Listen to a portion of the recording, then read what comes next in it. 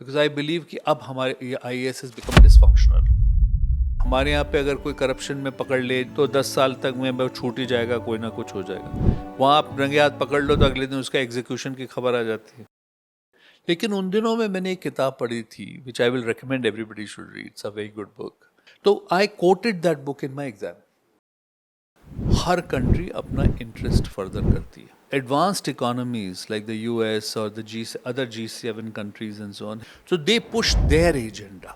तो हमारा एफर्ट हमेशा G20 हो या जिसमें भी हो, ये था कि इंडिया की वॉइस स्ट्रांगली हम रेज करें। जैसे इंडिया और चाइना का अगर कंपैरिजन करें, till early 90s I guess there wasn't much of a difference economy में, and then today if we see China has gone way beyond. Was it because of the political system or there was any other reason? कि हमारा जो political system है, democratic political system, मेरे हिसाब से जो सबसे डिसफंक्शनल हमारे देश में है वो एक तो है मजहब और एक है जात। इसके पीछे हमने देश को बर्बाद किया हुआ है। कुछ दास्तानें सिर्फ किताबों में नहीं होती, वो लोगों की आंखों में होती हैं, उनके फैसलों में, उनके जज्बात में। दोस्तों, welcome to the very first episode of legacy series, a humble attempt from switch talk to preserve the invaluable धरोहर of India's most visionary minds. ये सीरीज एक सफ़र है जिसमें हम मिलेंगे उन लोगों से जो सिर्फ अपनी ज़िंदगी नहीं बल्कि देश की तकदीर लिखने वाले फैसले ले चुके हैं। Those who have spent decades shaping institutions, policies and futures quietly, diligently and with unmatched integrity. We believe that the future must listen to the past, not just through history books, but through voices that have lived, led and learned. Legacy series is not just an interview. ये एक दस्तावेज है, एक living archive, जहां हर बात, हर याद, हर सोच एक ट्रेजर बन जाती है।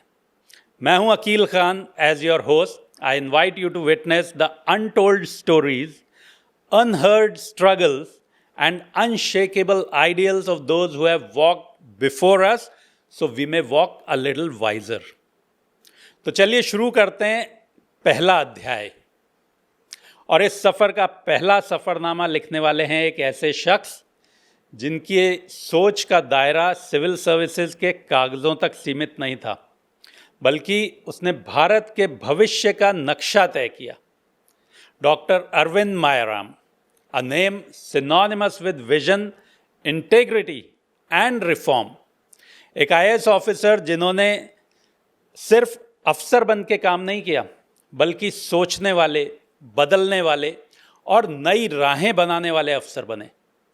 He has served as the Finance Secretary of India, represented country at global forums like G20 and BRICS, and helped conceptualize visionary schemes like Nai Manzil that redefined inclusion, empowerment and education. आपने public private partnership जैसे models को सिर्फ framework नहीं बल्कि फ़र्ज बनाया, so that governance becomes more inclusive, innovative and impact driven.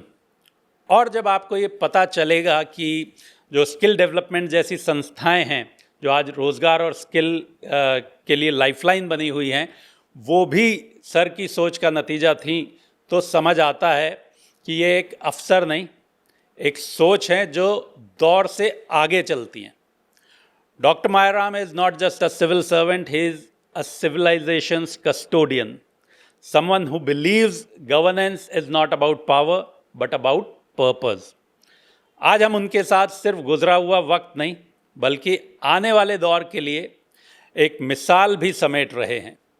Let us welcome the first guest of Legacy Series, a true statesman, a thought leader and a mentor to many including myself, Dr. Arvind Mayaram. Welcome sir, it's an honor having you here.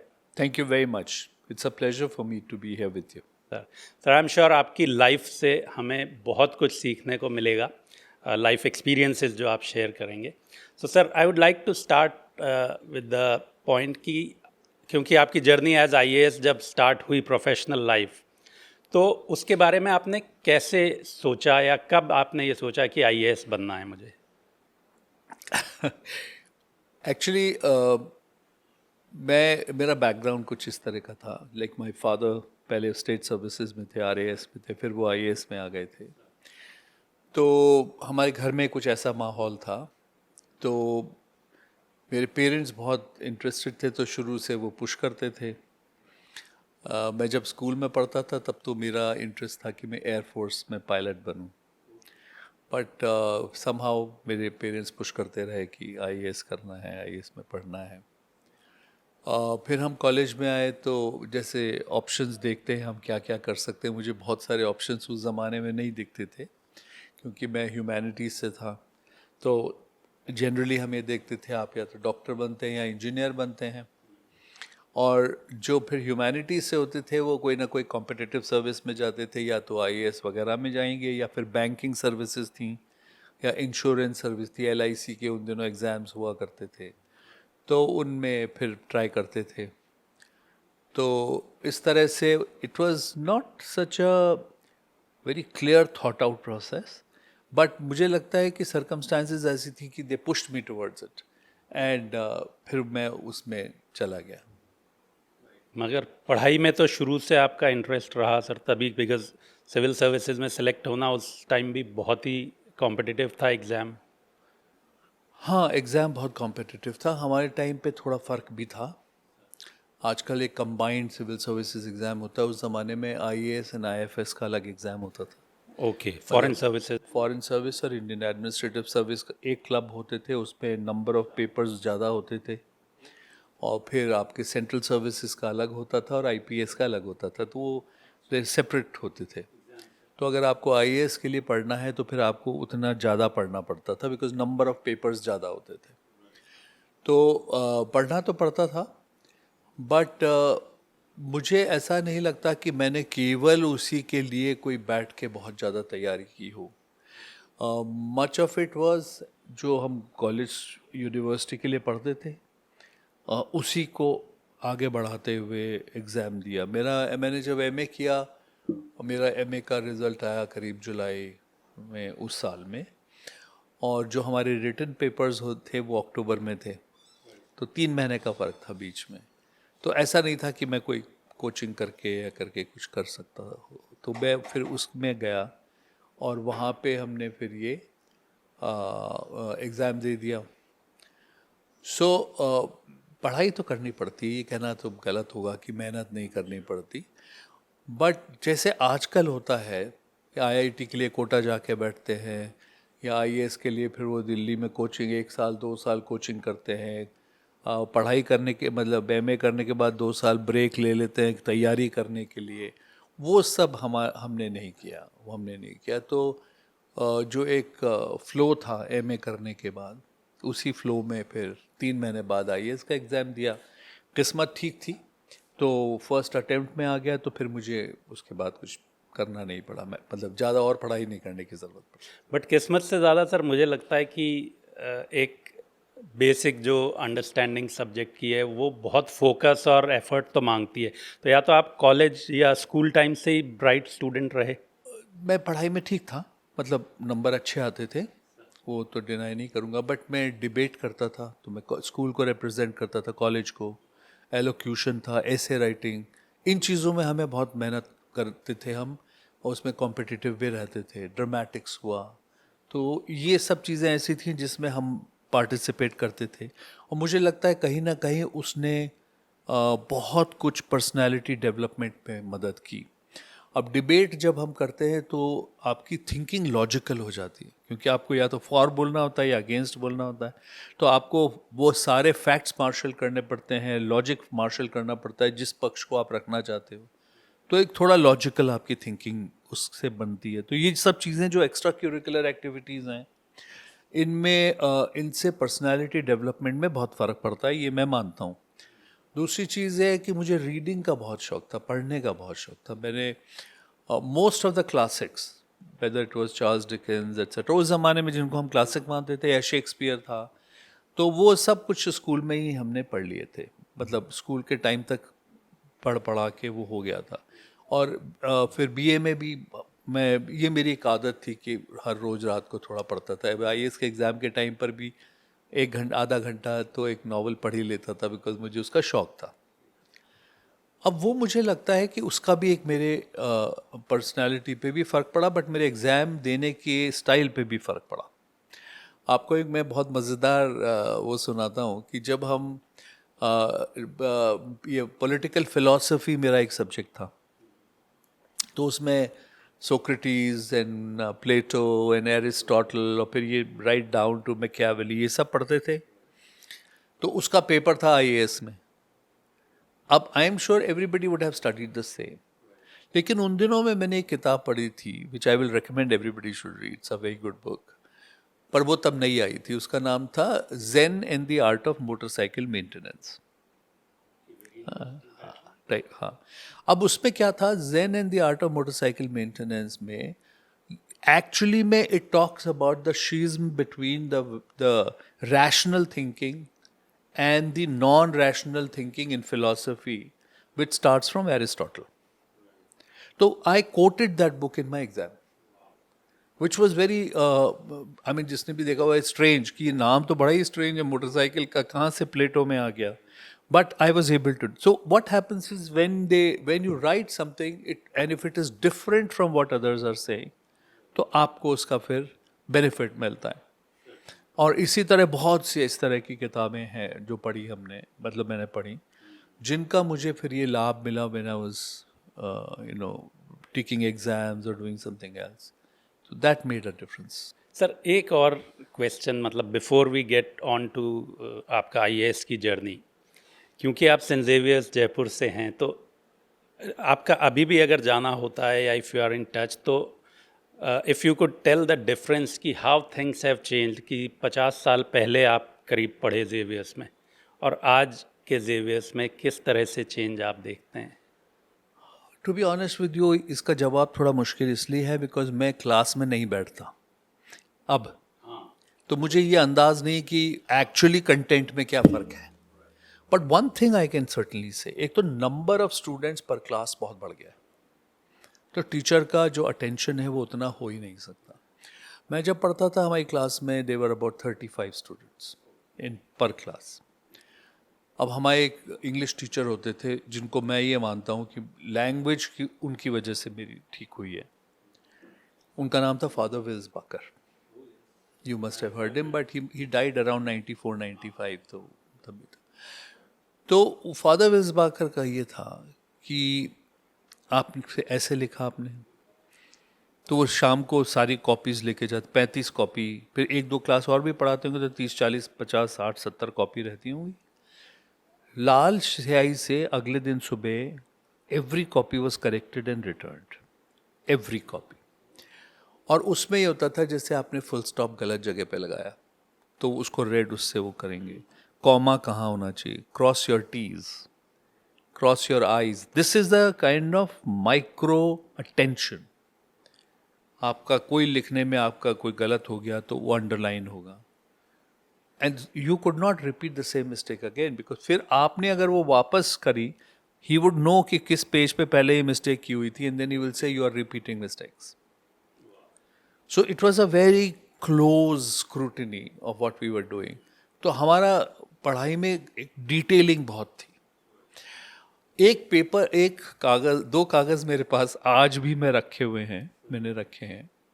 एक बार मैंने carelessly एक वो assignment दे दिया।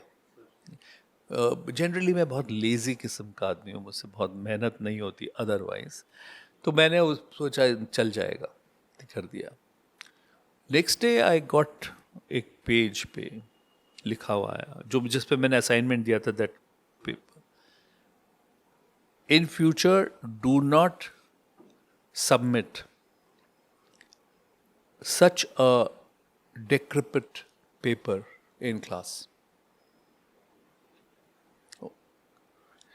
And उसके बाद उन्होंने लिखा, please stand outside the class till I have time to deal with your delinquency. I still remember that today. I have it with me for the Wills Park. I was very ashamed because बाहर खड़े हो गए. This is in class 10th. So I worked very hard. After 6 months, I got another note on assignment. He said, "This is the best essay I've seen in the last 3 years. Walk down the aisle and show this to the others, how an essay should be written." So this is why I'm saying that वो था, I don't think that kind of quality exists today. And I don't know why it is so, but I think it's a general deterioration of quality which you see across the board. वो आज मुझे उसमें देख ऐसा है, तो वो फ़र्क मुझे स्कूल में उस समय से अब से I can certainly say I can see. So sir now coming to your IAS service, जो इनिशियल डेज थे उसमें आपकी जो पोस्टिंग्स रही, so as young IAS officer कुछ ऐसी चीज़ हो जो आपको अभी भी याद हो, which you would like to share, कुछ ऐसे incidents? I mean, it's very difficult to answer because I'll go a little back. क्या था कि आप जब कॉलेज में पढ़ते हो, you are a communist, everyone is. Marxist होते हैं सारे, इक्वालिटी होनी चाहिए, ये होना चाहिए, कोई सब वही जुनून रहता है सब में. तो हम भी वही से थे. फिर एकदम IAS में आ गए. When I got into the IAS, I was 22 years old. तो अब 22 साल में तो हमने दुनिया तो कुछ और देखी नहीं थी. So I carried that into my service because that is what I was. My formative years वही थे. और 8-9 साल तक फिर वो मेरे साथ चला, बिकॉज और कुछ मैं देखा नहीं था. फिर 8-9 साल के बाद फिर आप घिसना शुरू होते हो, आपका पुश बैक होता है, विक्टिमाइजेशन भी हो जाता है, कुछ भी होता है. तो 8-9 साल वो आपके साथ चलता है. तो अब जैसे SDO में ब्यावर में रहा, तो ब्यावर SDO रहते हुए वहाँ बहुत पुराने दरवाजे बने हुए थे city. Now very few people know that Beawar is one of the very few cities in Jaipur, maybe only city in Rajasthan, जो अंग्रेज़ों ने बनाई थी. It didn't exist. गांव था वहाँ पे, छावनी थी. अभी भी वहाँ एक इलाका है जिसको छावनी कहते हैं. So वहाँ colonel Dixon was the first extra assistant commissioner होता है. और वो उसका जो वो था कोर्ट, उसमें लिखा था colonel Dixon was extra this thing here from 1837 to 1864. उसी कोर्ट में as SDO I used to sit. So it was quite a phenomenon in that sense. तो वहाँ पे गेट थे, तो उनका वो करना, उनको ठीक कराना, अच्छा बनाना, it came as a restoration. और वहाँ पे लोग जो वो थी, एक मंडी थी जो शहर के अंदर घुसी पड़ी थी, उसको शिफ्ट करना against all the resistance from the हड़त्तियों से. तो वो सब फिर ब्यावर में बाहर की. So all those things happened in the first posting itself, which was first year of my service. Basically law and order का था कि बहुत वहाँ पे इश्यूज रहते थे, तो उनको सख्ती से निपटना. All those things were done in that time. As a city magistrate Jodhpur रहा मैं, तो गुंडागर्दी बहुत होती थी. तो अब उस समय भी हमें ऐसा लगता था कि सब कुछ बंद होना चाहिए.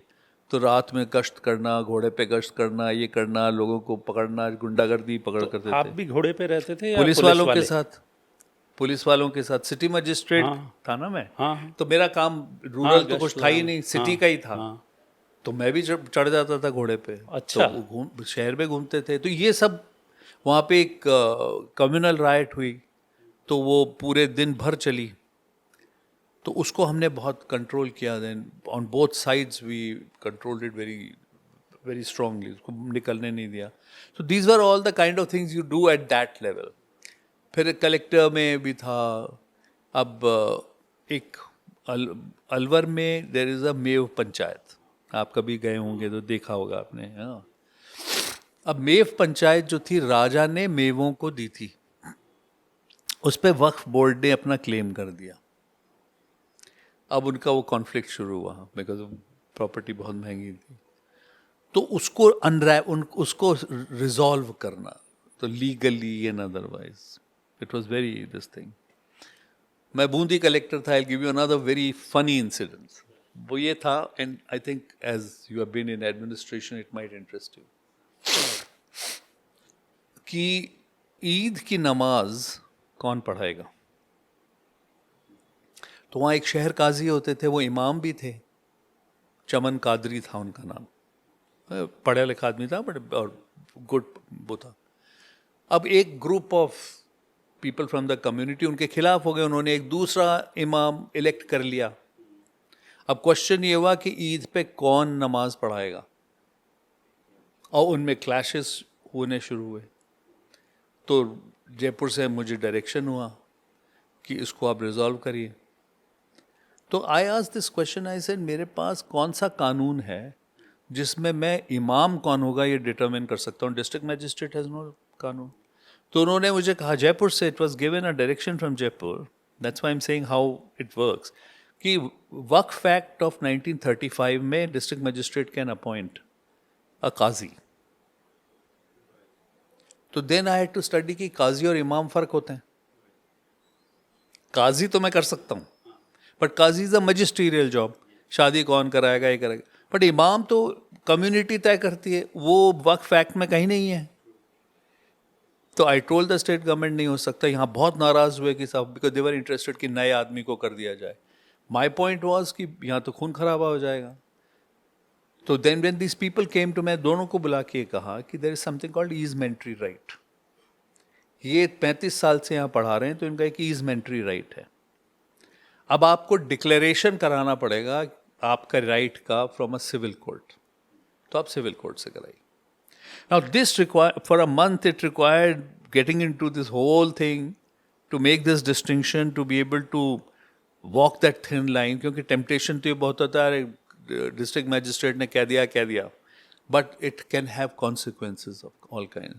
So these were the kind of things that happened. I mean, innumerable हैं, मैं तो आपसे कुछ शेयर कर रहा हूँ, but initial years में these were the kind of things I was dealing with.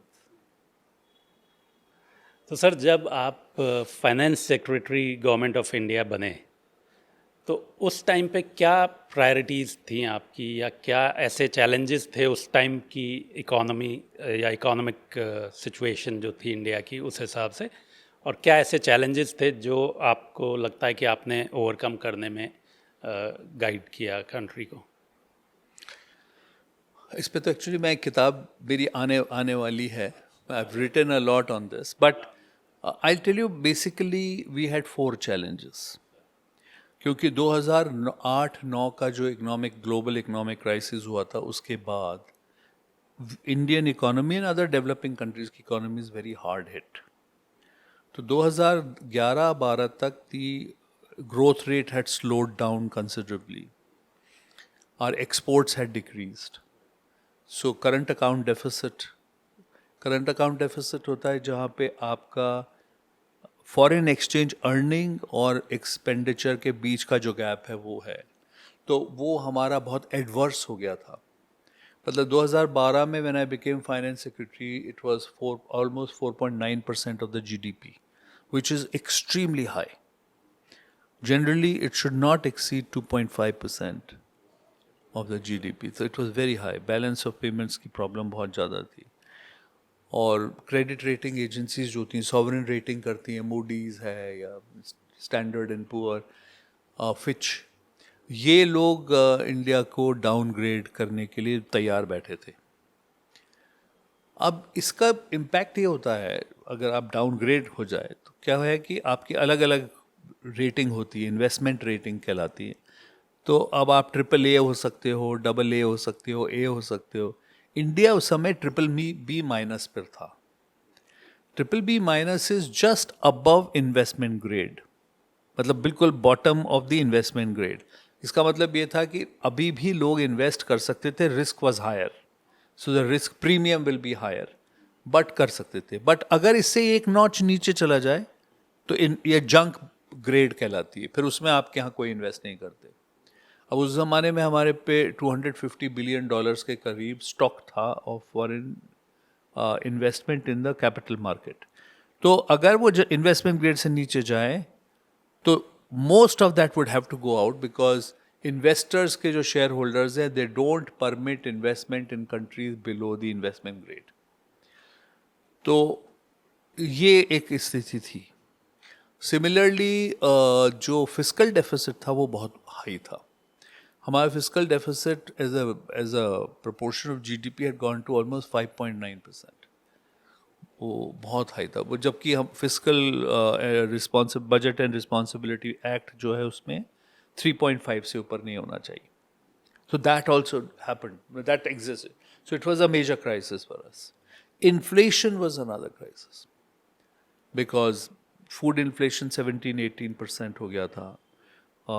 Otherwise rest of the, अगर आप देखते थे wholesale price index को अगर आप देखते हो 12-13%, CPI और भी हाई था. तो this was another crisis that we were facing. So these were bigger crises जो हमारे सामने फेस कर रहे थे. और ग्रोथ जो थी वो डिसेलरेट हो गई थी. अगर आपको ध्यान हो तो 12-13 में इंडिया की growth rate had fallen to 5.1%, which was all time low in the last 10-15 years. हमारी वैसे जो रेट थी otherwise used to be close to 8.5-8.6%. It fell 8-9, हाँ 10 तक अच्छा था, तो वो गिर गई थी. So this was a challenge that we needed to face. So we took a lot of steps. एक for instance current account deficit के लिए हमने एक गोल्ड कंट्रोल पॉलिसी लेकर आए थे, which we knew is going to be short term, but we had to shock the market. अब आपको ये अंदाज करना मुश्किल होगा, हमें किसी को अंदाज नहीं है कि गोल्ड इंपोर्ट जिस साल की मैं बात कर रहा हूँ 2012 में, हिंदुस्तान में gold import was of close to $50 billion. $50 billion. उस साल में पूरे वर्ल्ड में गोल्ड का प्रोडक्शन था 2700 metric tons. India was importing close to 900 metric tons per year. अब क्वेश्चन ये है कि हम क्यों नहीं कंट्रोल कर सकते थे. तो कंट्रोल करने का प्रॉब्लम ये था कि स्मगलिंग बढ़ती है, because the demand in the country is very high.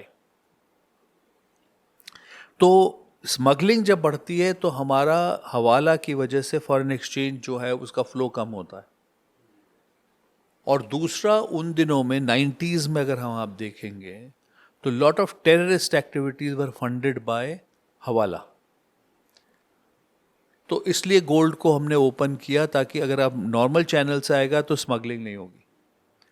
लेकिन अगर $50 बिलियन आ रहा है तो there is a problem. So we devised a scheme, we called it 80-20 scheme, जिसके ज़रिए हमने कहा कि इसको हम कंट्रोल करेंगे, knowing well that this is not a long term thing but a short term to tide over the immediate crisis.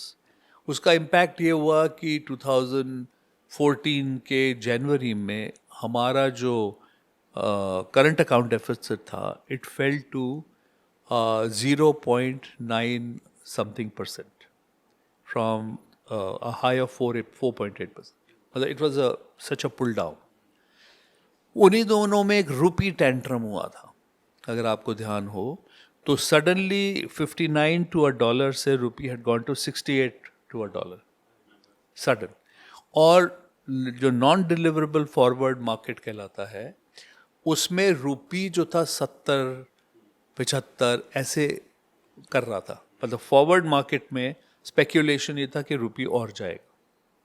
वो हमारे लिए बहुत घातक था. आजकल तो 80 भी हो जाता है, कुछ होता है, बट उस ज़माने में क्योंकि एक जनरल माहौल बहुत नेगेटिव था तो we had to control that. तो उसमें भी फिर हमने कुछ स्टेप्स लिए. जैसे हम एक NRI बॉन्ड हमने निकाला उस ज़माने में, और उससे कुछ कॉर्पोरेट्स को अलाउ किया to bring in equity into the country. तो $35 बिलियन के करीब इनफ्लो जब हुआ तो एक सेंटिमेंट चेंज हुआ कि इंडिया से डॉलर भाग रहा है. जब वापस आना शुरू हुआ तो 68 से हम वापस उसको 59 पर ले आए थे. 2014 में अगर आप देखेंगे मई में तो रुपी जो था वो 59 रुपीज टू $1 था. So in 1 year we were able to push that in.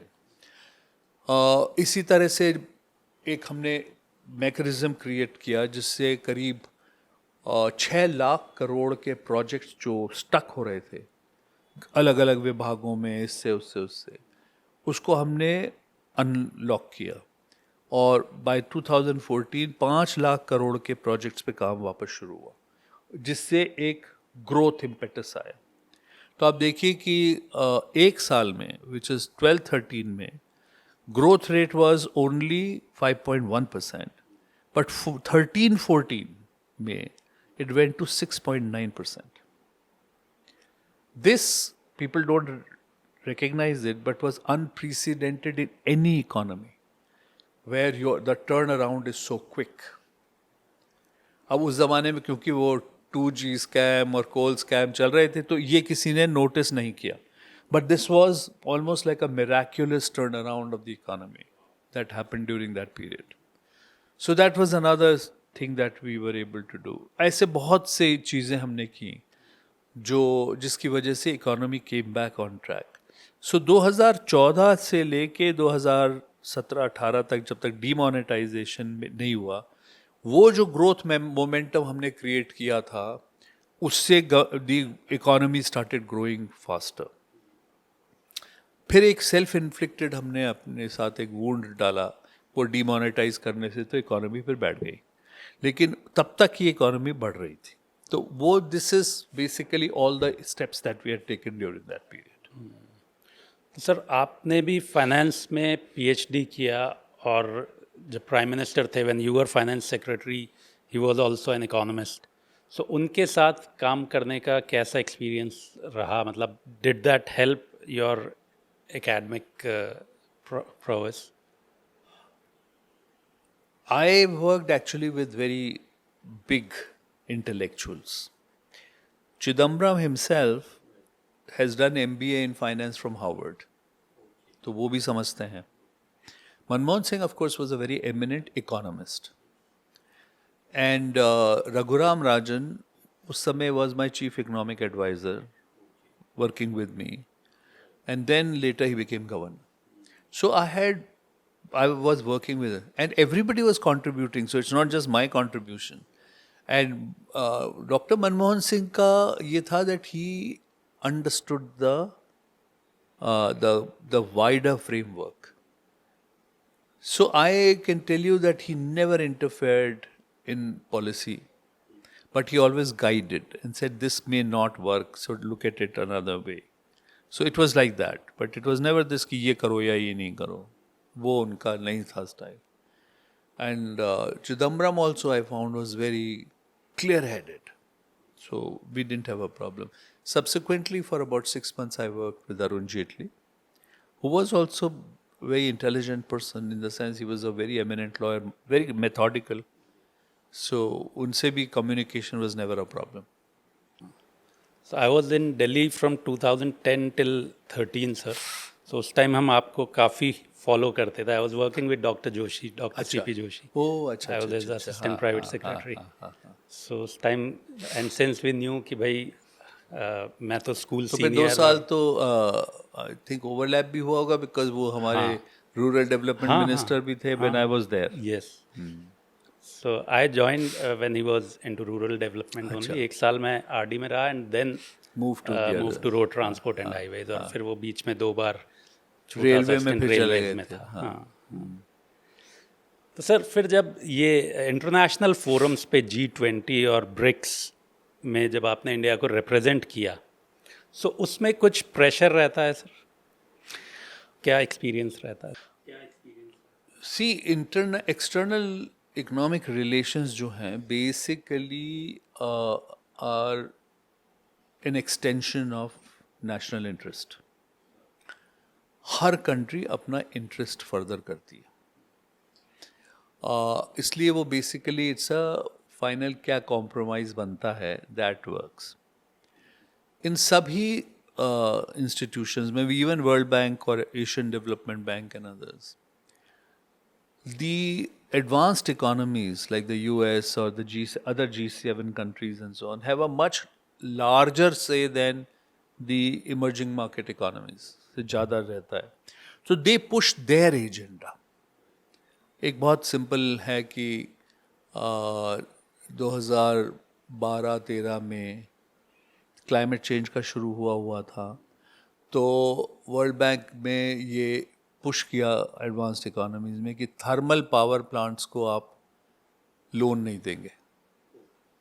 हमारा पॉइंट ये था कि इंडिया के पास तो नेचुरल हाइड्रोकार्बन्स तो है नहीं, हमारे पास तो कोल है.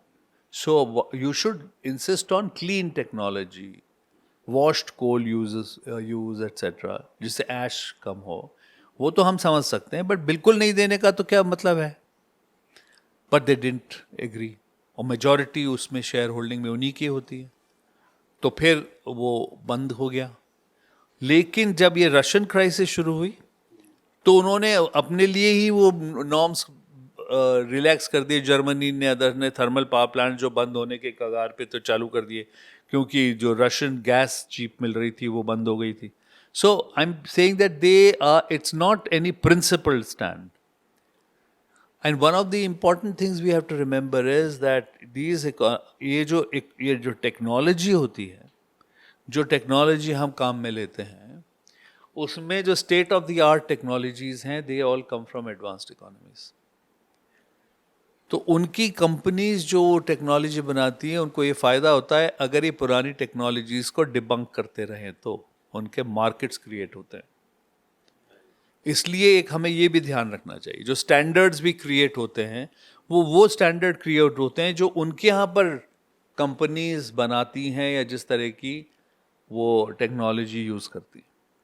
तो हमारा एफर्ट हमेशा G20 हो या जिसमें भी हो, ये था कि इंडिया की वॉइस स्ट्रांगली हम रेज करें और बार बार रेज करें, ताकि हमारा जो इंटरेस्ट है उसको हम प्रोटेक्ट कर सकें.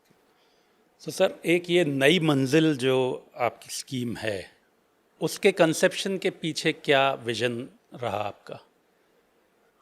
तो मेरा लास्ट ईयर जो सर्विस का था वो माइनॉरिटीज़ अफेयर्स मिनिस्ट्री में हुआ. तो first time I actually got into the issues faced by minorities in the country. Minorities में Muslim community is the largest, तो ऑब्वियसली उनकी प्रॉब्लम्स ज़्यादा रहती हैं. One big issue that I saw was कि जो यंग बच्चे हैं ये मेन स्ट्रीम नहीं होते हैं. आप जिसमें भी देखेंगे, इवन जो दलित बच्चे हैं वो पढ़ लिख के आगे बढ़ जाते हैं, IAS में, इंजीनियर, ये वो.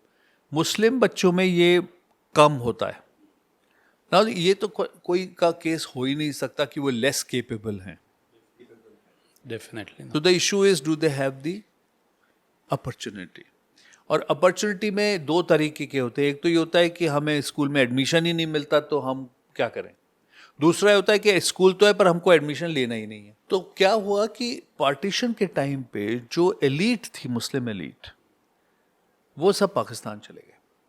पढ़े लिखे पैसे वाले जो थे वो तो जा सकते थे. यहाँ वो रह गए जिनका कभी पाकिस्तान से कोई लेना देना नहीं था. They had no idea Pakistan क्या है क्या नहीं है. वो तो यहीं रहते थे, अपने गांव में रहते थे, वहीं खाते थे, वहीं पीते थे, वहीं की मस्जिद में नमाज पढ़ते थे, अपने घर जाते थे, सो जाते थे. वो रह गए पीछे. अब वो जो पीछे रह गए तो उनमें एक गरीबी, एक पर्टिकुलर लेवल की गरीबी भी है. और क्योंकि वो बहुत पढ़े लिखे नहीं थे तो वो एक रिलीजियस लीडर्स के कंट्रोल में भी रहे. तो ये हुआ कि नहीं, स्कूल में ना भेजो क्योंकि तालीम इनको नहीं मिलती, इल्म की तालीम नहीं है, तो मदरसे में जाना चाहिए. तो अब वो बच्चों को मदरसे में भेज दें. अब मदरसे में जाके पढ़ के उसको इल्म तो हो जाता है, इल्म की तो तामील हो जाती है, पर वो कॉम्पिटिटिव एग्जाम में नहीं बैठ सकता, तो वो वहीं रह जाता है.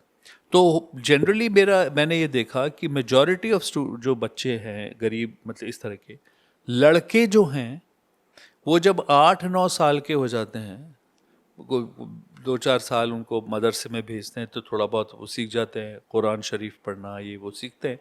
बट उसको फिर बाप क्या करता है, साइकिल की दुकान पे लगा देता है, चाय की दुकान पे लगा देता है कि यहाँ काम सीख. और वो घर में 800-900 रुपए लेके आता है। तो अगर 4 लड़के हैं तो आपके 4,000 रुपए घर में आ रहे हैं महीने के। It's an addition to the income of the father, तो वो उससे घर चलता है। तो there where is the incentive कि इस बच्चे को स्कूल भेजो? कोई इंसेंटिव नहीं है, बिकॉज वो तो एक इकोनॉमिक फायदा है इसका। तो लड़कियां जो हैं उनको घर का खाना वाना सिखा के होता है कि भाई 12-13 साल की लड़की की शादी कर दो, बात खत्म। नाउ दिस एक विशियस साइकिल है जिसमें वो कम्युनिटी फंस गई है, उससे निकल नहीं पाती। वो ब्रेक तब होगा जब एक जनरेशन इसमें से बाहर निकली। तो I thought a lot of this and I said इसका क्या तरीका हो सकता है। सो एक आईएएस ऑफिसर, उसने आईएएस छोड़ के he was running a training company. मैंने उसको बुला के, और एजुकेशन एंड ट्रेनिंग करते हैं वो, ही इज़ वेरी गुड था अपने काम में।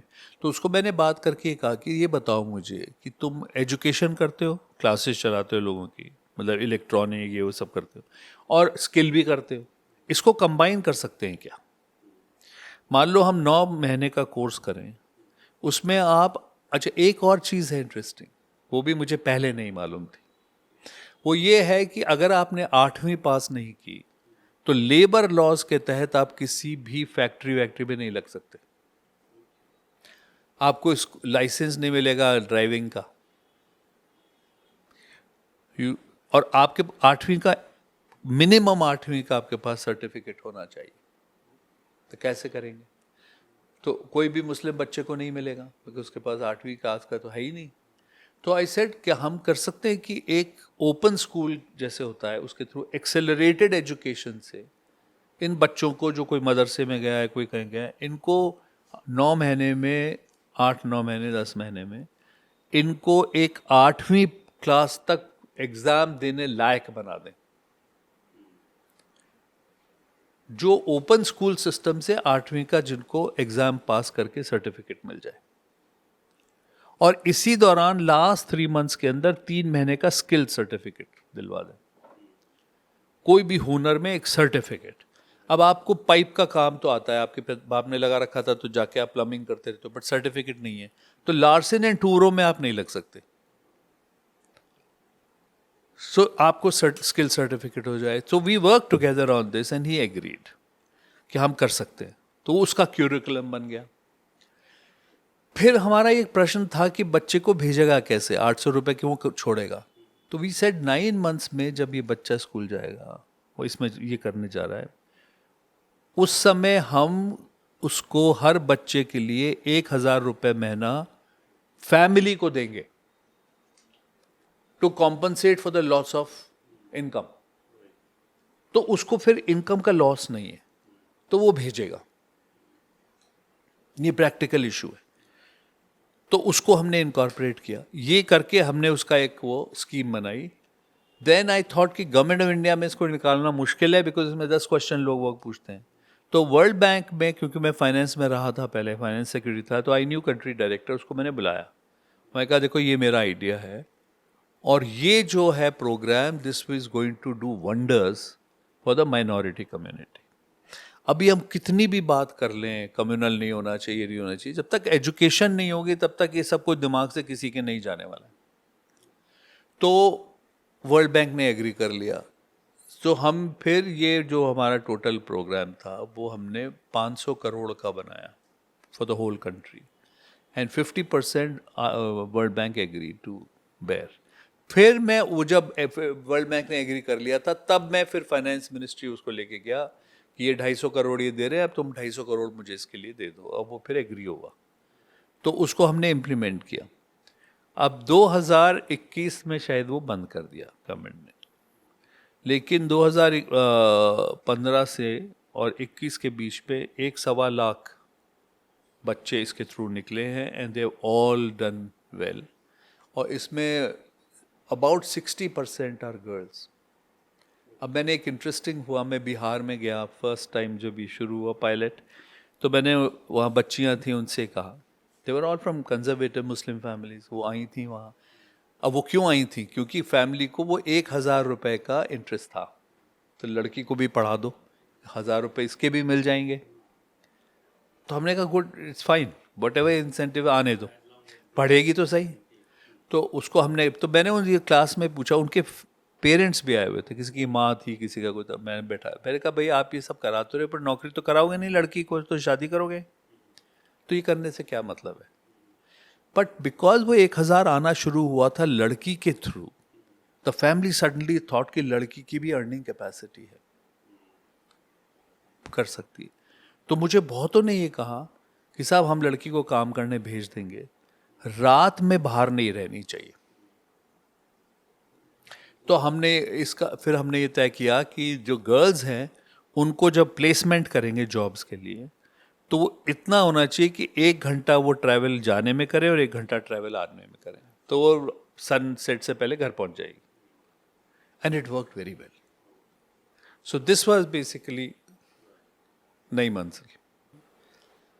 तो सर, पीपीपी का जो कॉन्सेप्ट है, पब्लिक प्राइवेट पार्टनरशिप, उसको इंडिया में स्टार्ट करना कितना चैलेंजिंग रहा और क्या रेजिस्टेंस वगैरह भी रहा होगा?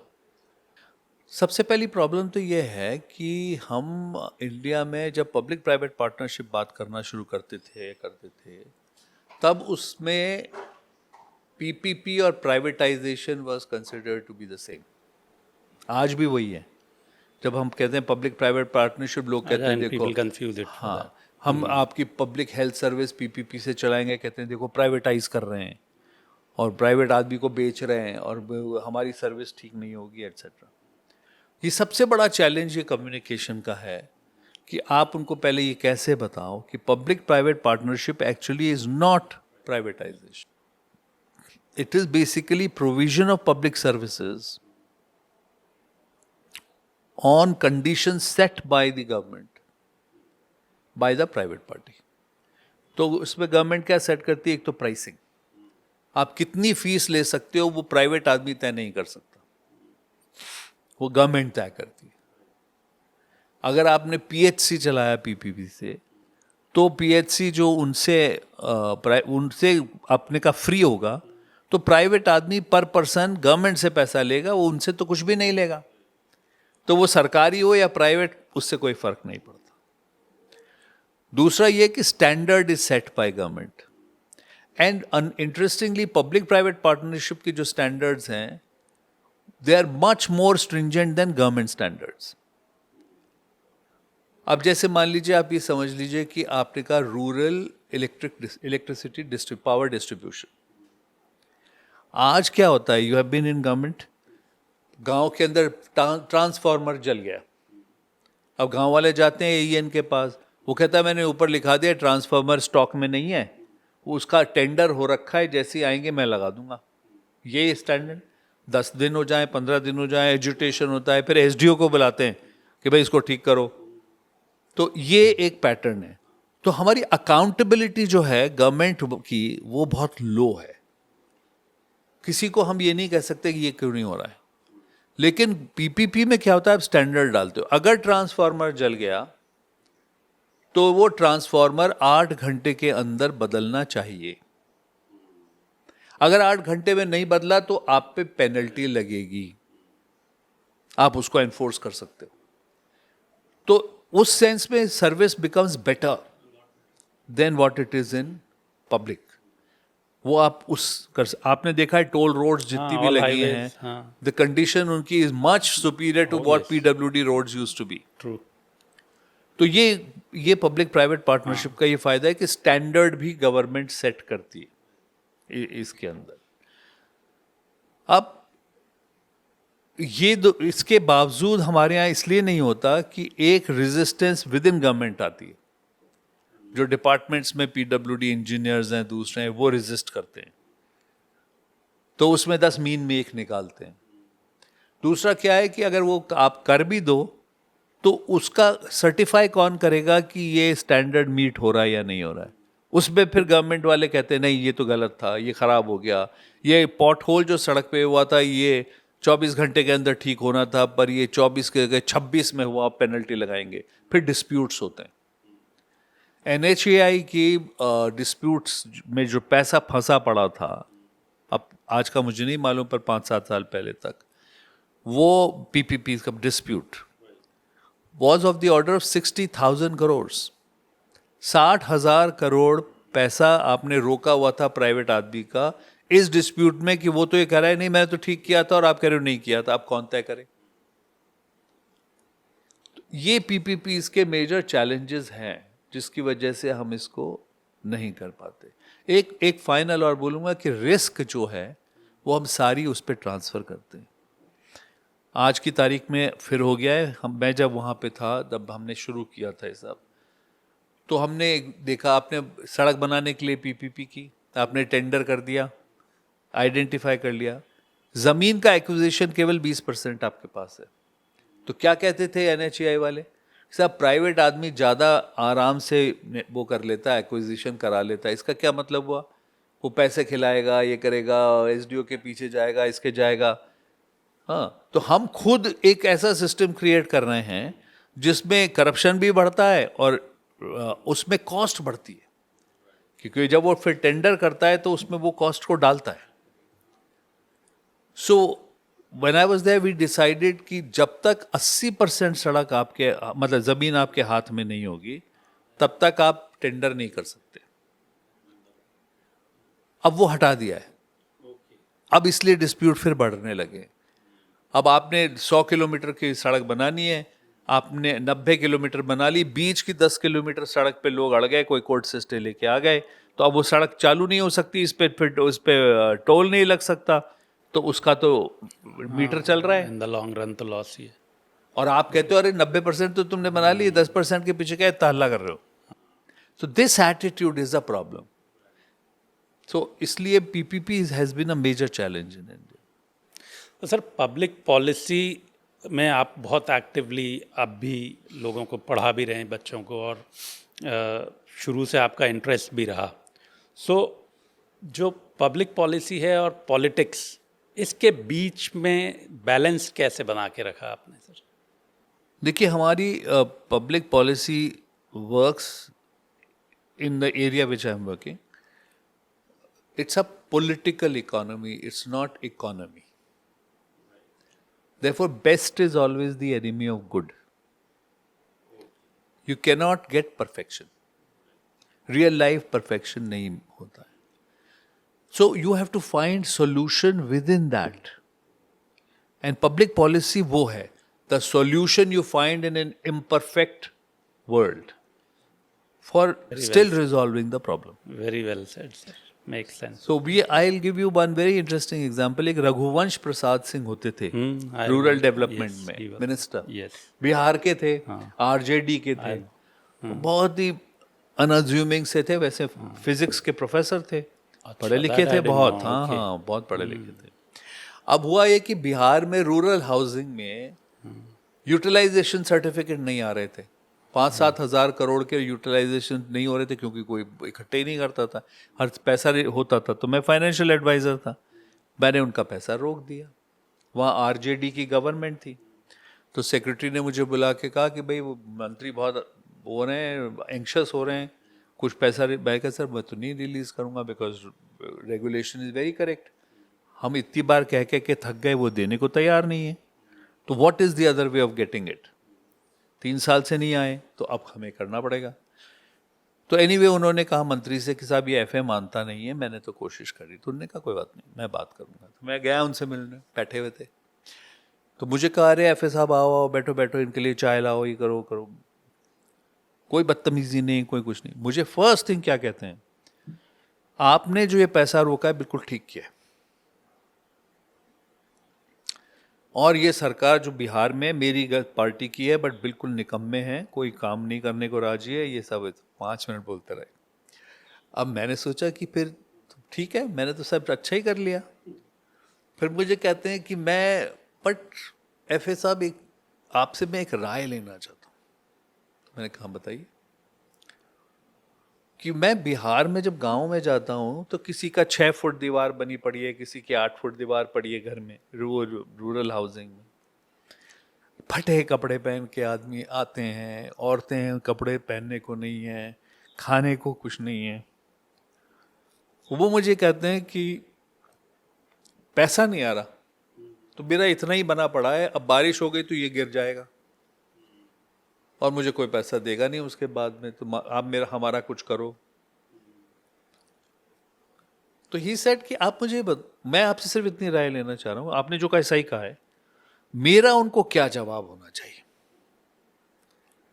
अब वो यूसी यूटिलाइजेशन सर्टिफिकेट तो उनके समझ में नहीं आएगा, तो मुझे कुछ आप राय दो, आप तो बहुत एक्सपीरियंस एडमिनिस्ट्रेटर हो।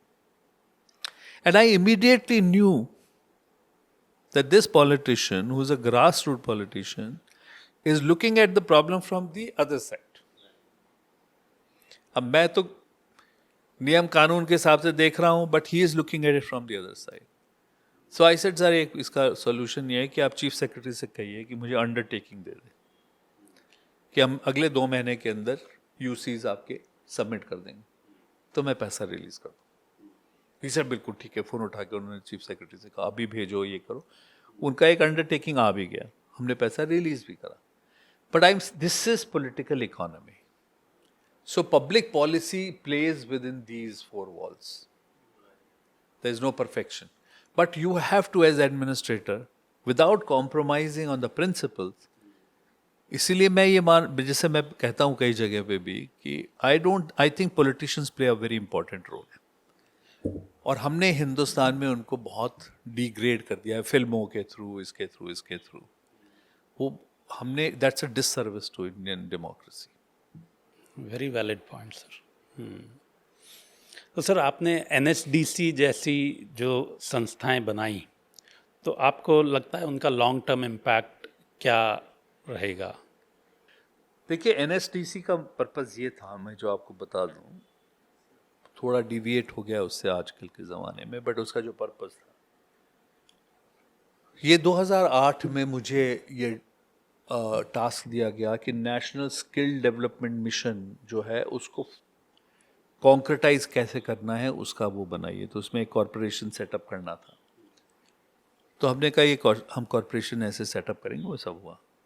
उसका पर्पज़ क्या है? तो उस ज़माने में डॉक्टर मनमोहन सिंह की गवर्नमेंट ने ये अनाउंस किया था कि 2022 तक हम 50 करोड़ लोगों को, यंग पीपल को स्किल करेंगे कुछ ना कुछ काम में, ताकि दे बिकम स्किल्ड। तो I asked myself this question कि अगर आपको स्किल करना है 50 करोड़ को, तो अगर आप हर साल देखें कितना करना है, तो वो कैसे हम मतलब हर साल कितने होने चाहिए ट्रेनिंग में। एंड वी डिस्कवर्ड कि ITIs, पॉलिटेक्निक्स जितने भी लगा लो, सब मिलाने के बाद गवर्नमेंट के इंफ्रास्ट्रक्चर, ये जो प्राइवेट या गवर्नमेंट इंफ्रास्ट्रक्चर में हर साल ट्रेन करने की कैपेसिटी 1.25 करोड़ से ज़्यादा नहीं है। तो आप 50% से ऊपर कभी जा ही नहीं सकते, क्योंकि मैं ये तो कह दूं कि स्कूल में हम 90% बच्चों को स्कूल में पढ़ाएंगे, बट स्कूल तो होना चाहिए जहाँ जाएगा, वो कैपेसिटी नहीं है। तो NSDC का हमने ये कहा काम होना चाहिए कि वो ऐसी कंपनीज को एनकरेज करे विद प्राइवेट सेक्टर, जो इंफ्रास्ट्रक्चर दूसरी कम हैं उनको, कि वो स्किल कंपनीज बनाए और उसमें NSDC सॉफ्ट लोन दे, इक्विटी पोजीशन ले। तो हमें अपना जो 1.5 करोड़ की कैपेसिटी है, इसको हमें ले जाके 5 करोड़ 7 करोड़ पर ईयर करने के लिए हमें पहुंचना चाहिए। तो 50 करोड़ का हम तब 10-15 साल में, हम 10 साल में, 12 साल में, तब जाके हम उसको अचीव कर सकते। तो NSDC का एक काम तो ये था। दूसरा काम ये था कि हमें आज की तारीख में स्टैंडर्ड कैसे सेट हो जिसको दुनिया माने, एक्सेप्ट करे,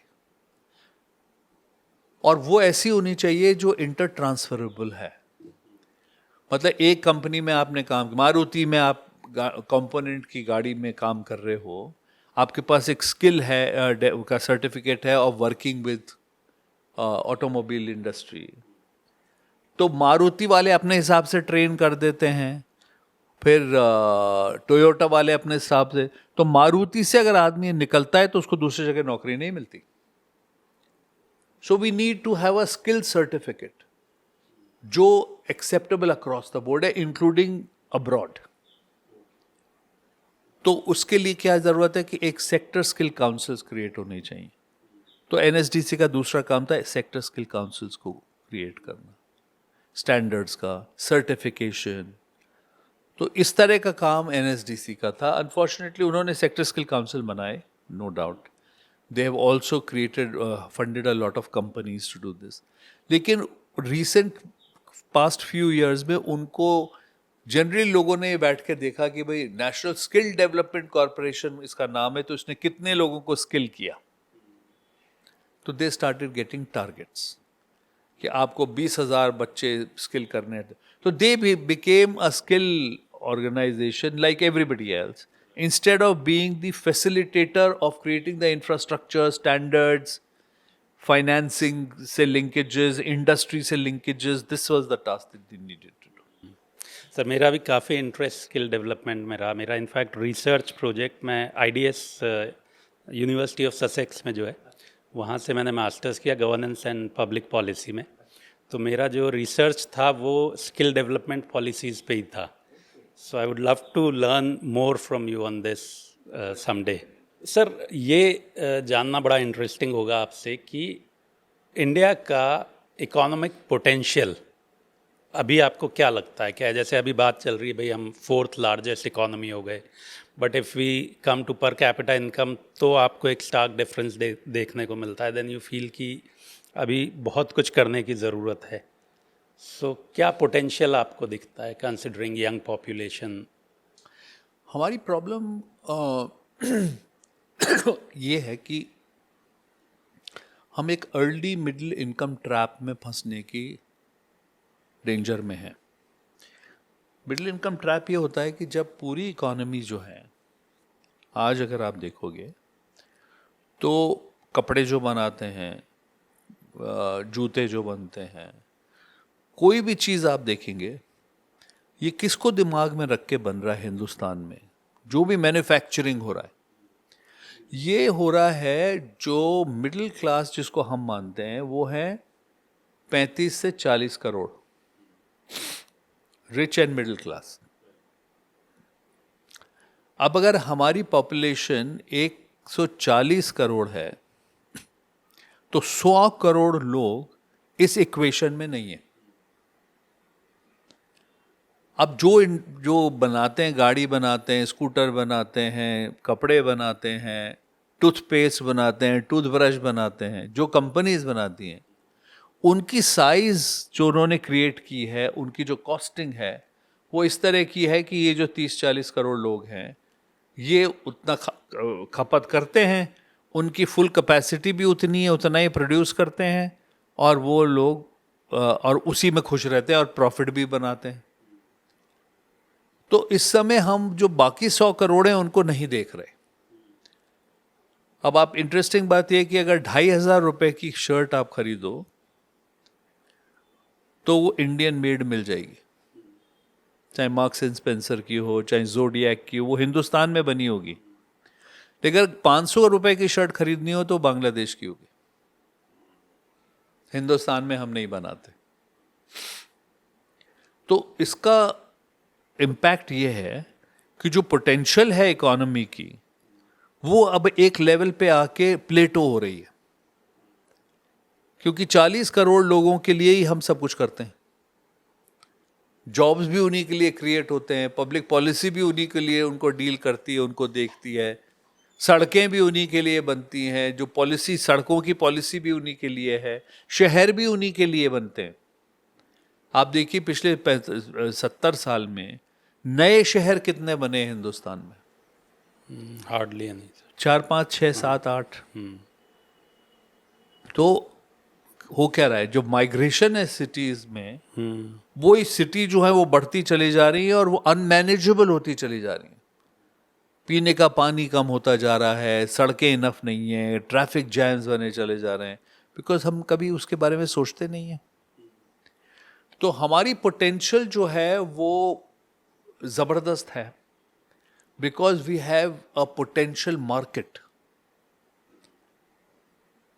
अगर आप ये सोचिए कि अगले 5 साल में हम ये 100 करोड़ जो इनविजिबल हैं, इनमें से हम 15 करोड़ को भी इसमें लेके आएंगे तो उसका इम्पैक्ट देखिए कितना होगा।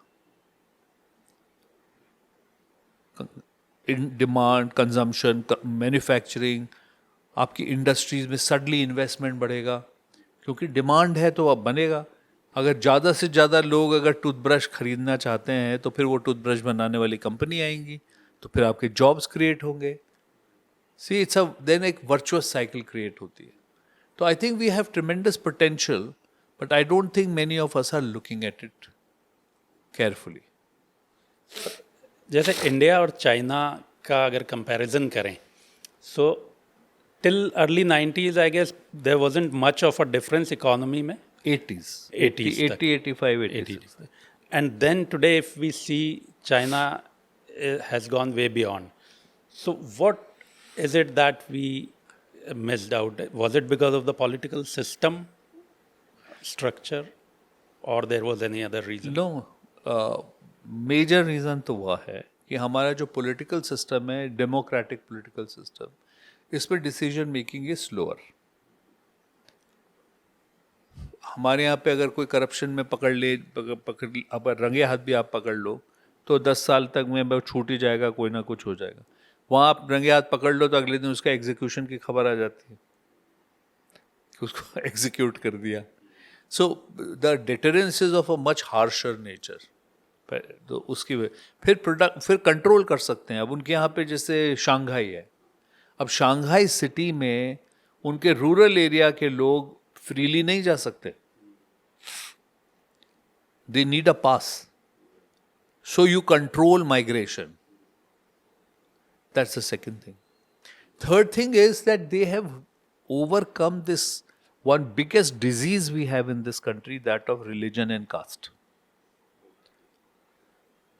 मेरे हिसाब से जो सबसे डिसफंक्शनल हमारे देश में है वो एक तो है मजहब और एक है जात। इसके पीछे हमने देश को बर्बाद किया हुआ है।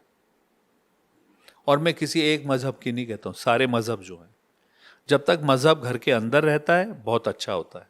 जिस दिन घर सड़क के ऊपर निकल के आता है उस दिन वो बर्बाद करता है। कोई रिलीजन, कास्ट का और डिसफंक्शनल है। हमारे हिंदुस्तान में तो इतना इंसीडियस है कास्ट कि जो ऐसे रिलीजन्स हैं जैसे इस्लाम है या क्रिश्चियनिटी जिसमें इक्वालिटी है, जिसमें कोई डिस्टिंक्शंस नहीं है, हिंदुस्तान में उनकी भी कास्ट हैं। राइट।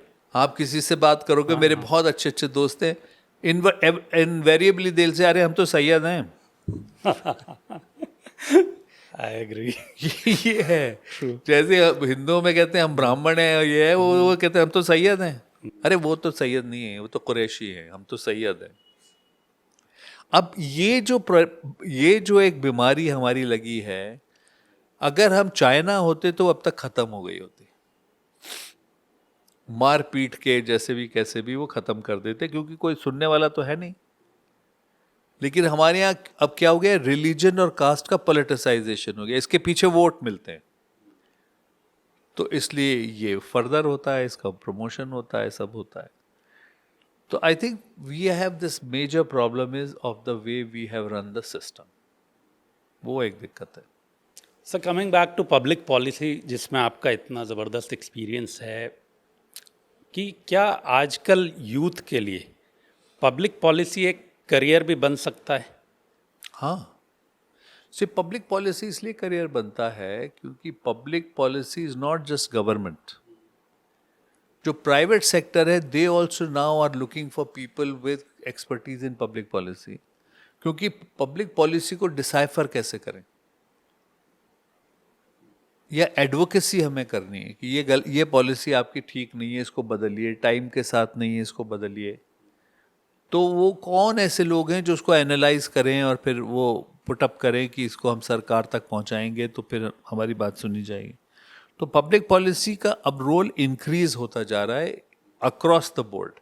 एनजीओज हैं, सिविल सोसाइटी है, everybody is impacted by public policy. तो पब्लिक पॉलिसी का तो स्कोप है।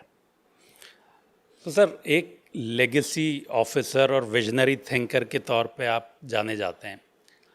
अगर आपसे पूछा जाए कि आपकी विरासत क्या है, तो आप किस चीज़ को अपनी विरासत मानेंगे सर यहाँ? मैं किसी चीज़ को नहीं मानूंगा। उसका मतलब, इसका रीज़न क्या है कि I am extremely careful eight critically looking at my self again and again. एक बीमारी हमारी ये बहुत होती है, I am not talking others, मेरी भी है, कि हम अच्छी अच्छी चीज़ों को देखते हैं और हमसे जो गलतियां हुई उनको हम छुपा देते हैं। तो मेरे से भी बहुत गलतियां तो हुई होंगी, ऐसा तो ह्यूमन है, नहीं होंगी। तो लेगेसी हम उस तरह की नहीं सोचते, बट एक लेगेसी मैं ज़रूर मान के चलता हूँ, वो ये है कि if which I am proud of that in public service impartiality, fairness and justice, ये तीन चीज़ को I have followed through my life, and I believe if I say what is my legacy, these three would be wherever I have worked, I think I must have left a little bit of this there. Definitely sir. So sir अब youth की बात करें India का, क्योंकि one of the purposes of this podcast is also to guide the youth. आजकल जो, जैसे मैं भी स्टूडेंट्स को देखता हूँ काफ़ी, तो वो बहुत कंफ्यूज हैं because they have so many options. जैसा आप बता रहे थे क्लास में भी कुछ देर पहले कि हमारे ज़माने में ऑप्शंस कम थे। अब जो स्टूडेंट्स कंफ्यूज हैं, तो उनको आप क्या, किस तरह से गाइड करेंगे या क्या मैसेज देंगे कि उनको किस तरफ जाना चाहिए, एंटरप्रेन्योरशिप की तरफ या जॉब्स की तरफ, या क्या वे फॉरवर्ड होना चाहिए उनके लिए? एक चीज़ जो अब हुई है विच इज़ अ पॉजिटिव, वो ये है that professionalization of almost every field of activity. आप अगर राइटर भी बनना चाहते हैं तो now there is a scope for you to have a career as a writer. तो मैं ये मानता हूं कि लार्ज नंबर ऑफ पीपल उन जॉब्स में चले जाते हैं जिसमें वो खुश नहीं रहते, एंग्शियस रहते हैं, स्ट्रेस्ड रहते हैं, परेशान रहते हैं, पगार अच्छी मिल रही है, पैसा अच्छा मिल रहा है, लेकिन खुश नहीं है। Life is not about money, it's about happiness. तो हैप्पीनेस तभी आती है जब आप वो काम करते हो जो आपको अच्छा लगता है, जिसमें आपको मज़ा आता है वो काम। तो स्टूडेंट्स को, यंग को मैं ये कहता हूँ कि तुम पहले ये सोच के देखो, जैसे मैंने पहले कहा, अगले 10 साल में मैं अगर इसको परसू करूँगा तो मैं यहाँ पहुँच जाऊँगा, इसको करूँ, उस समय मैं खुश रहूँगा क्या? अगर मैं बैंक में जॉब और मैं 10 साल में regional manager of the bank बन जाऊँगा, तो will I be happy? If that gives you happiness, you should pursue it. पर आपको लगता है कि नहीं, मैं I want to be an artist, मेरे को पेंटिंग में बहुत मज़ा आता है। पहले इसको वेस्टफुल मानते थे कि कमाई नहीं है, बट टुडे देयर इज। आप कमर्शियल आर्टिस्ट बन सकते हो, आप मीडिया में आर्टिस्ट होते हैं, जैसे एडवर्टाइजिंग में, इसमें तो there is a lot of scope for doing those things which make you happy. तो मेरे हिसाब से जब करियर भी गाइडेंस आप स्कूल में कभी देते हैं, you should not do this in a way where you say अच्छा देखो इसको सुनो, ये कितना अच्छा बोल रहा है, बिकॉज बच्चा फिर कंफ्यूज तो होगा ही होगा। सबसे पहले की काउंसलिंग उसकी होनी चाहिए कि तुम्हें क्या चीज़ अच्छी लगती है। Do you like cooking? Then there is a career to become a chef. So what we need to now begin to talk to younger people is what they like to do. Don't say कि अरे इसमें क्या कमाई है, कुछ नहीं है। पहले वो सुनिए कि वो चाहता क्या है, फिर उसके अंदर उसका करियर कैसे बन सकता है, उस पर बात करिए। I think that's the more important thing. Certainly sir, जैसे मैं एक डेटा भी देख रहा था, क्योंकि इंडिया में सबसे ज़्यादा पेरेंट्स पुश करते हैं कि डॉक्टर, इंजीनियर, तो इंजीनियर्स में अभी मुझे पता चला कि 38% IITians को भी प्लेसमेंट नहीं मिल रहा है, और almost 55% engineers are earning less than 25,000 a month. तो अगर इंजीनियर बन के भी ये हाल है तो फिर तो वही कर लें जिसमें खुश रहेंगे. Correct, exactly. हो सकता है उसमें ज़्यादा कमाई हो. हाँ, डेफिनेटली सर. तो इसलिए ये सबसे इम्पोर्टेंट है. बिल्कुल. तो सर आपने इतनी सारी चीज़ें कंट्री को दी, कोई ऐसा काम या कोई ऐसी चीज़ जो आप करना चाहते थे, कोई ऐसा प्रोजेक्ट जो आप चाहते थे या अभी भी आपके मन में है लेकिन अभी तक नहीं कर पाए, उसका मलाल रह गया हो? मुझे रिग्रेट किसी चीज़ का नहीं है, लेकिन आज भी मुझे नई चीज़ें एक्साइट करती हैं. It's not because I couldn't do it then, but because they are more relevant today than they were then. But they excite me. For instance, climate finance. I have done a lot of work on that side. I publish papers also. तो मुझे उसको excite करती है वो चीज़ की. How do we look at that? How do we do that part? I am now beginning to look at artificial intelligence and how it can be used in different aspects. So not the technology part, but it as a tool to achieving certain ends. How do you do that? Public-private partnerships में AI का क्या role है? So I am now wanting to work on that. So things excite me. तो वो जब मुझे excite करती हैं, then I work on that. I have looked very critically at the IAS as a service. So I have written a whole paper on it which was published by the National University of Singapore.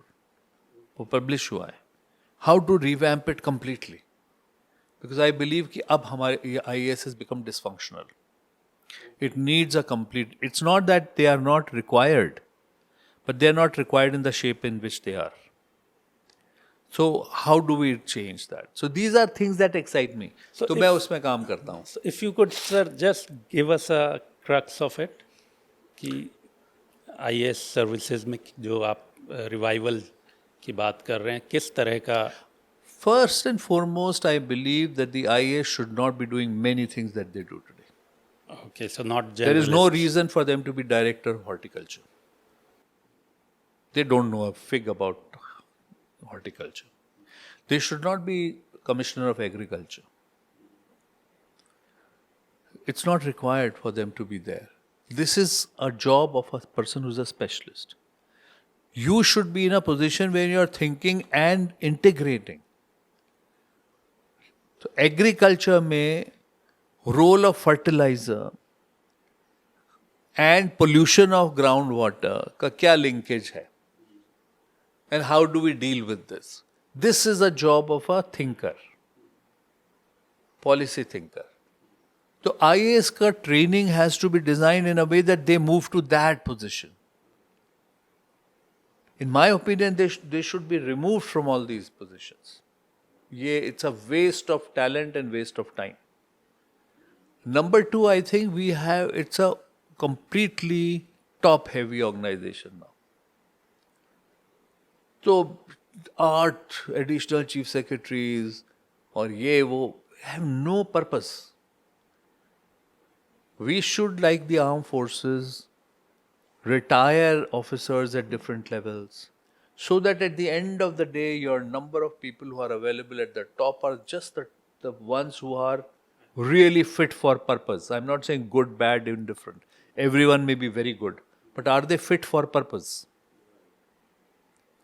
Then you should only have those. So, in my opinion, only 25% of people who are inducted in the IAS in the beginning should remain in service towards the end. So we need to do work on it. So there are many such radical things in it. Of course, I'll be lynched by the IAS officers, but that's all right. No, but then that has logic, sir. That Whatever doesn't you are matter. saying, if it is backed by logic, everybody must look at it that way. So, sir, what's your next plan? कुछ project या कोई plan आपका जो आपको excite कर रहा है और जिस पे आप एक्चुअली काम I करने just वाले told you the two. AI and climate finance, which I'm already looking at. And then anything else that happens and excites me, I will. Okay. Great, sir. It was lovely talking to you. Now I'll come to a few lighter questions. rapid fire round. Right. So, first one is if you can suggest a book, one you suggested earlier, but और कोई book आजकल के ज़माने में अगर आप suggest करना चाहें, a must read.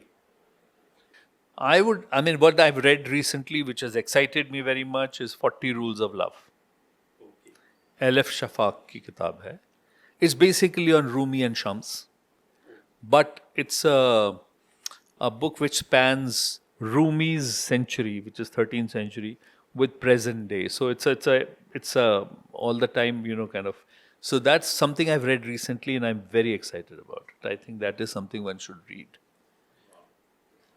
सर मतलब एक क्वेश्चन और जो मुझे लगता है आपसे पूछा जाना चाहिए कि आपका कमांड लैंग्वेजेस पे काफ़ी अच्छा है, not just English and Hindi but Urdu भी. सो ये कैसे हुआ सर?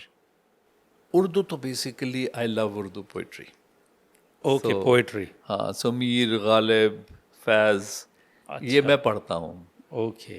तो फिराक गोरखपुरी, ये सब हैं जितने भी हैं. फिर एलिया, जो है जॉन एलिया, ये so all these people, so I read them a lot. तो वो मुझे उसका बहुत शौक है. सो उसकी वजह से मैंने उर्दू सीखी, to be honest with you. I can't read the script, but I understand and I like to expand my vocabulary. तो वो तो उससे होता है. Hindi actually is also inheritance. My grandfather Yugal Kishore Chaturvedi थे. वो हिंदी प्रचारणी सभा के राजस्थान के अध्यक्ष भी थे. पूरे ऑल इंडिया में भी बहुत हिंदी पे उन्होंने काम किया. मेरे मामा सत्येंद्र चतुर्वेदी प्रोफेसर ऑफ हिंदी थे. वो गवर्नमेंट कॉलेज प्रिंसिपल होकर रिटायर हुए. हमारे घर में हिंदी का काफ़ी कुछ था, तो वो तो एक है ही. But other than that, Rajasthan में मैंने बहुत लंबी नौकरी की, तो वो हिंदी तो उसमें ज़रूरी ही थी. तो उसकी वजह से हिंदी में पकड़ बढ़ी कुछ. अंग्रेज़ी is again reading. Of course Xavier's में पढ़ा मैंने आपको बताया स्कूल में किस तरह के लोग थे. But more than that it's reading. when you read, you learn. अब एक चीज़ मैं ज़रूर करता था, which I think I always tell people who say हमें अंग्रेज़ी ठीक करनी है, तो जो भी नॉवेल्स पढ़े तो एक कॉपी और पेंसिल साथ रहती थी. कोई शब्द ठीक से समझ में नहीं आया तो उसको लिख लेता था. Then I would look for its meaning in dictionary, and then I try to use it in conversation. तो उससे अंग्रेज़ी में समझ. फिर डिबेटिंग करने से फ़र्क पड़ा. Elocution, debate, that made. तो सर कोई ऐसा शेर जो आपको इंस्पायर करता है, कोई, since you are into poetry? Immediate जो मेरे दिमाग में आता है वो तो इकबाल का है. अब इमीडिएट जो दिमाग में आपने पूछा रहा है वो है तू शाहीन है परवाज़ है काम तेरा, तेरे आगे आसमान और भी हैं. तो ये वही है सर, सितारों से आगे जहां और हाँ, भी है. वो भी वो उसका इसी का. और लाइन वो हाँ. भी है. सितारों से आगे एक जहान और भी है, तेरे आगे आसमान और भी हैं. कोई ऐसी गलती जो आप रिपीट नहीं करना चाहेंगे, ऐसा कुछ आपको लगता है? बहुत. अभी गिनने लगूंगा तो अभी पोस्ट रिटायरमेंट चार्जशीट हो जाऊंगा.